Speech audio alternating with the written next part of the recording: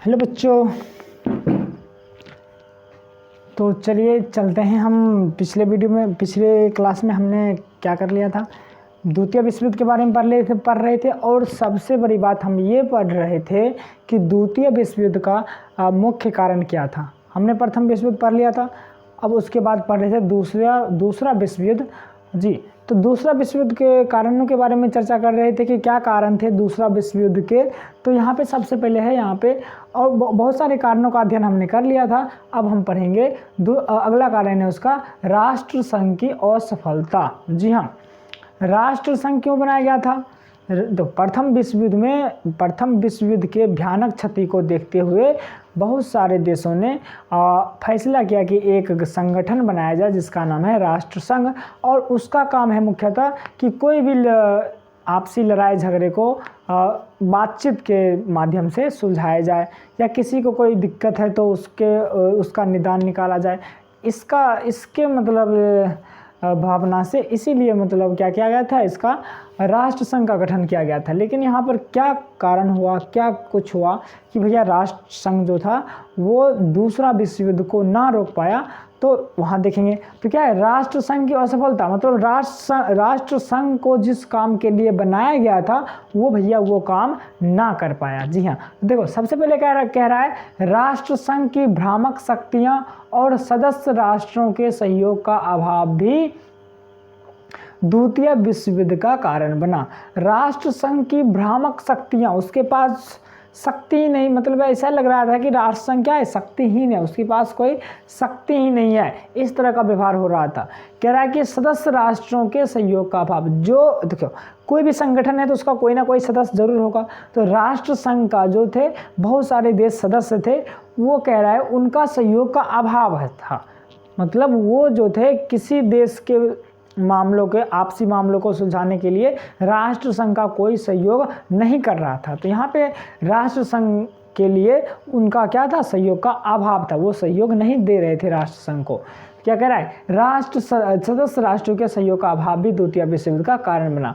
राष्ट्र संघ ने छोटे छोटे राज्यों के मामले को आसानी से सुलझा दिया, लेकिन बड़े राष्ट्रों के मामले में उसने अपने को अक्षम पाया। अक्षम मतलब वो छोटे छोटे राज्यों को तो उनके मामले को तो आसानी से सुलझा देता था, उसके बारे में सुलह करवा देता था, उसके लड़ाई झगड़ों को रोक देता था। लेकिन जब बात आती थी बड़े बड़े राज्यों की तो भैया वो मतलब अपने आप को और अक्षम पाया कि वो उसके मामलों को सुलझा नहीं पाता था। अंततः उसको इस कार्य के लिए समर्थ और शक्तिशाली राष्ट्रों का सहयोग नहीं मिला।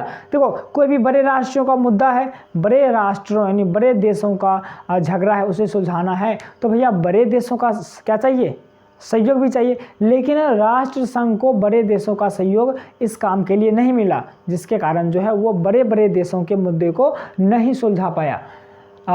हर निर्णायक कार्रवाई की घड़ी में शक्तिशाली राष्ट्रों ने अपने निहित स्वार्थ में हाथ खड़ा कर लिए।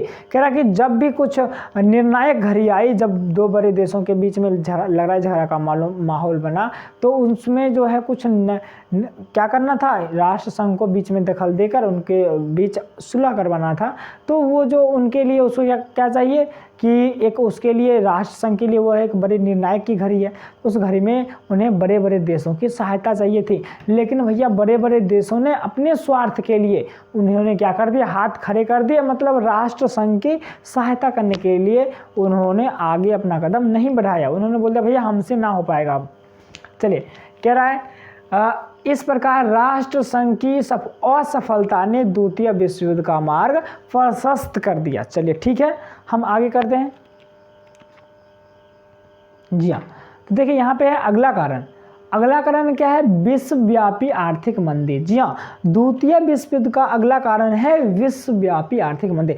आर्थिक मंदी थी, इतना प्रथम विश्व युद्ध में इतना मतलब खर्च हो गया था कि लोगों के पास पैसे की कमी हो गई।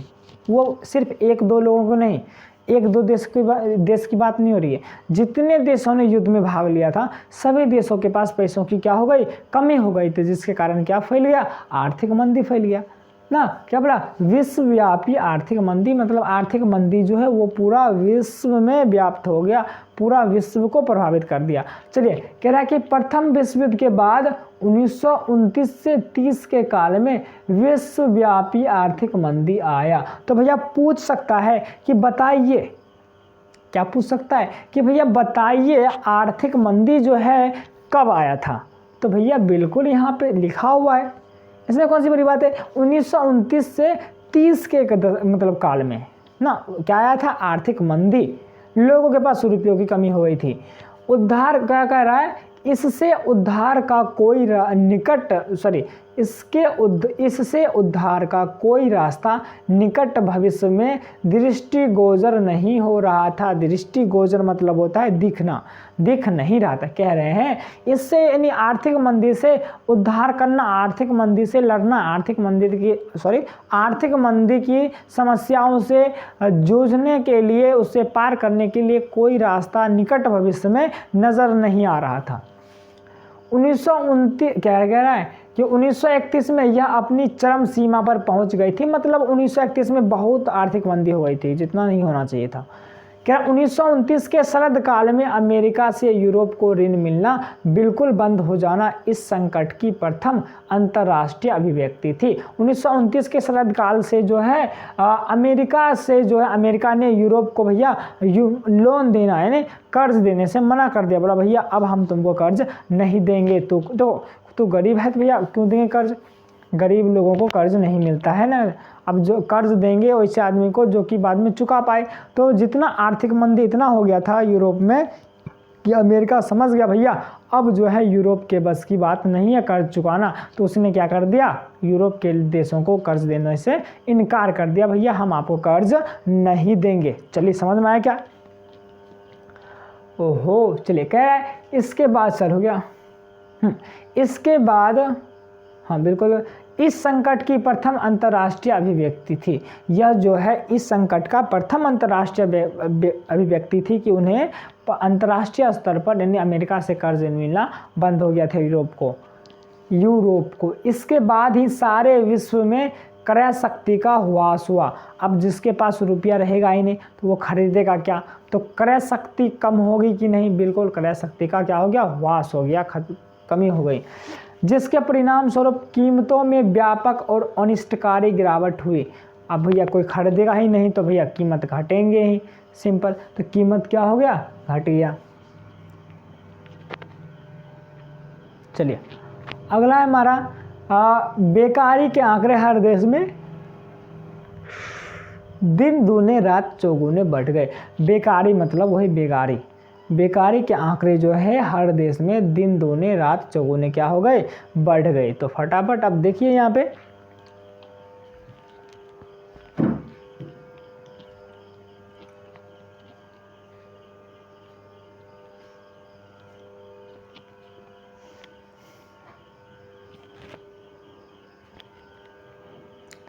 ठीक। तो चलिए आगे हम बढ़ते हैं यहाँ पे।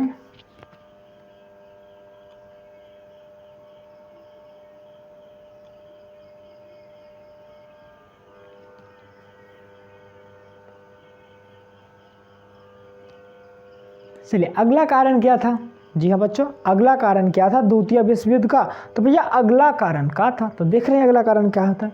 चलिए कह रहा है कि नवीन विचारधाराओं हिटलर एवं मुसोलिनी का उदय। नवीन मतलब नया, तो दो शासक आए थे जो कि भैया पूरा तहस नहस कर दिए, जो कि तानाशाह थे ना। तो कह रहा है कि जो नवीन विचारधाराओं, ये हिटलर और मुसोलिनी जो थे इनके पास नवीन विचारधारा था, ये कोई भी काम करते थे तो नए विचारधारा से, नई तरह से सोचते थे, तो इनके पास क्या था, नवीन विचारधारा। कह रहा है कि नवीन विचारधाराओं का उदय हुआ जिसके कारण क्या हुआ भैया, विश्व युद्ध हुआ, द्वितीय विश्व युद्ध। चलिए कह रहे हैं कि प्रथम विश्व युद्ध के बाद यूरोप में नाजीवाद और फांसीवाद का उदय हुआ। प्रथम विश्व युद्ध समाप्त हुआ तो यूरोप में किस वाद का उदय हुआ, नाजीवाद और फांसीवाद। नाजीवाद मतलब जो नाजी के सिद्धांत पे है, फांसीवाद मतलब फांसी के सिद्धांत पे, सिंपल। इस नए सिद्धांतों के आधार पर जर्मनी में हिटलर के नेतृत्व में नाजी सरकार बनी और फांसीवाद के सिद्धांत के आधार पर मुसोलिनी के नेतृत्व में इटली में सरकार बनी। कह रहे कि जो अपना जर्मनी में जो है हिटलर जी राज करना शुरू किया और वो उनकी सरकार जो थी वो नाजीवाद, नाजी के आधार पे, नाजी के सिद्धांतों के आधार पर थी, तो उसे कहेंगे नाजीवाद। और भैया मुसोलिनी जो थी वो इटली में सरकार बनाई और वो उनका सरकार जो था वो फांसीवाद, फांसी के सिद्धांत पर आधारित था। ये दोनों सिद्धांत राष्ट्र के गौरव और शक्ति पर बल देते थे। ये दोनों सिद्धांत जो है राष्ट्र के शक्ति को बढ़ाने में, गौरव को बढ़ाने में दोनों पे काम करते थे। फलतः इन दोनों राष्ट्रों ने दूसरे राष्ट्रों पर फलतः इन दोनों राष्ट्रों ने दूसरे राष्ट्रों पर आक्रमण करना शुरू किया। भैया अब इनको क्या चाहिए, ये चाह रहे हम अपने देश का कुछ भी करें, भैया अपने देश का तो विकास करना है, अपने देश का क्या करना है, विकास करना है। तो इन्होंने क्या कर दिया, दूसरे देशों पर आक्रमण करना शुरू कर दिया। भैया हम तुम्हें जीत जाएंगे, हम तुम्हें जीत लेंगे, हम अपना राज्य बढ़ाएंगे, हम अपना देश बढ़ाएंगे। मतलब सब में क्या होड़ लग गई कि हम अपने देश का क्या करना है, विस्तार करना है। तो दूसरे पर इन्होंने क्या करना शुरू कर दिया, आक्रमण। इन दोनों राष्ट्रों ने राष्ट्रीय गौरव के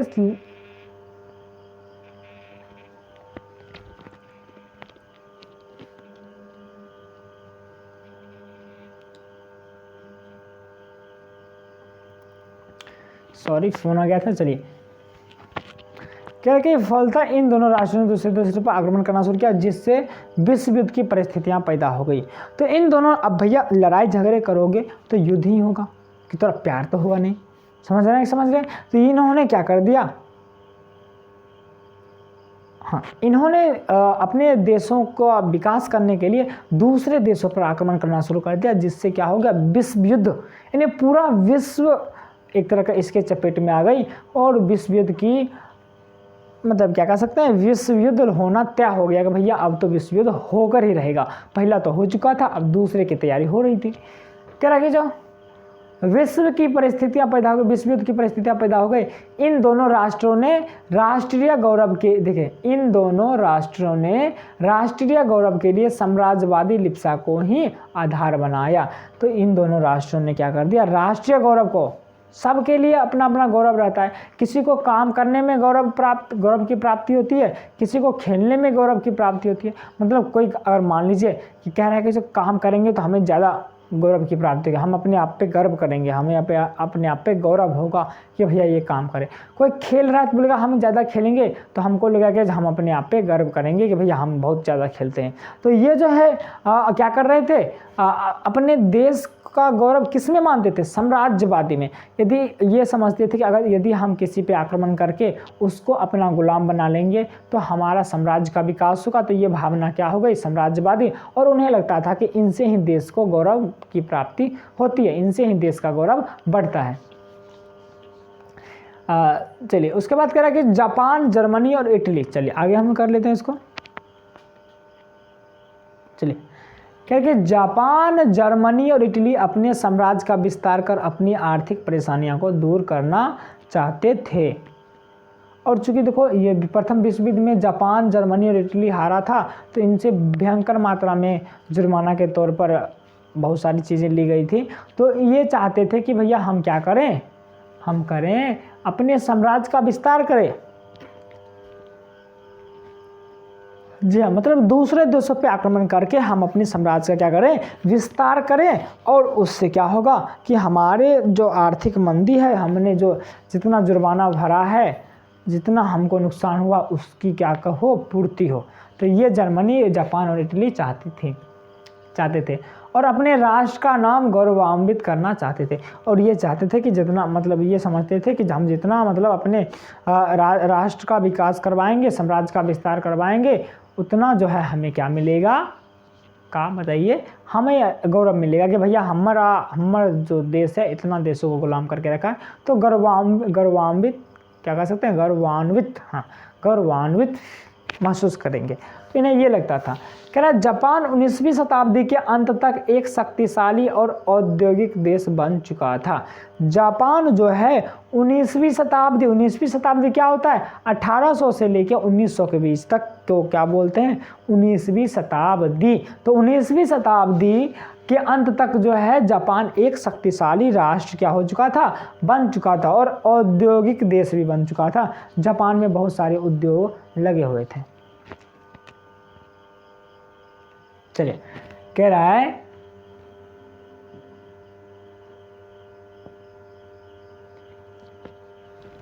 क्या प्रथम विश्व युद्ध के पश्चात उसे भी प्रादेशिक लाभ हुआ, लेकिन उसके लिए उपनिवेश निहायत जरूरी हो गया था, जिसके कारण यह अपने साम्राज्य के विस्तार के लिए कोशिश करने लगा। तो कह रहा है जो प्रथम विश्व युद्ध के बाद भी इन्हें कुछ फ़ायदा हुआ था, प्रादेशिक लाभ, कुछ देश इनको भी मिला था। तो कह रहे हैं लेकिन उसके लिए उपनिवेश निहायत ज़रूरी हो गया था। इन्हें जो लाभ मिला था उनके लिए इन्हें क्या ज़रूरी लग रहा था, उपनिवेश लग रहा था इन्हें, क्या हमारे विकास के लिए उपनिवेश क्या बहुत ही ज़रूरी है इन्हें लग रहा था, जिसके कारण यह अपने साम्राज्य के विस्तार के लिए कोशिश करने लगा। तो जिसके कारण जो है इन्होंने अपने साम्राज्य का विस्तार करने के लिए, अपने देश का विकास करने के लिए, अपने देश का विस्तार करने के लिए इन्होंने क्या करने लगा, कोशिश करने लगा। 1931 ईस्वी में उसने चीन पर आक्रमण कर उसके एक क्षेत्र मंचूरिया पर कब्जा कर लिया। भैया इन्होंने क्या किया, 1931 में चीन पर ही आक्रमण कर दिया और उसके एक क्षेत्र मंचूरिया पर कब्जा कर लिया, उसका यह आक्रमणकारी अभियान चलता रहा और वह जर्मनी एवं इटली का सहयोगी बनकर द्वितीय विश्व युद्ध में बर्मा इत्यादि को जीता हुआ भारत पर भी आक्रमण करने की योजना बनाई। द्वितीय विश्व युद्ध में बर्मा इत्यादि को जीतता हुआ भारत पर भी आक्रमण करने की योजना बनाने लगा। कह रहा है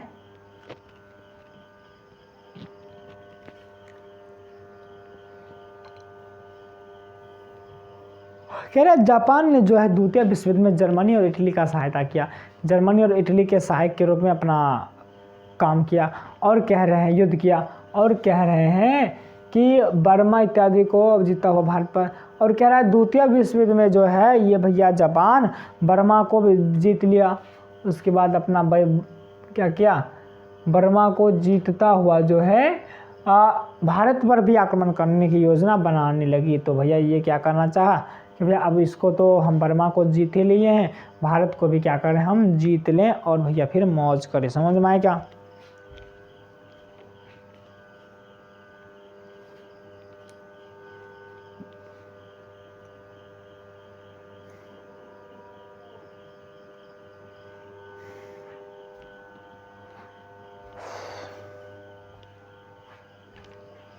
तो चलिए आगे देखते हैं क्या कह रहा है।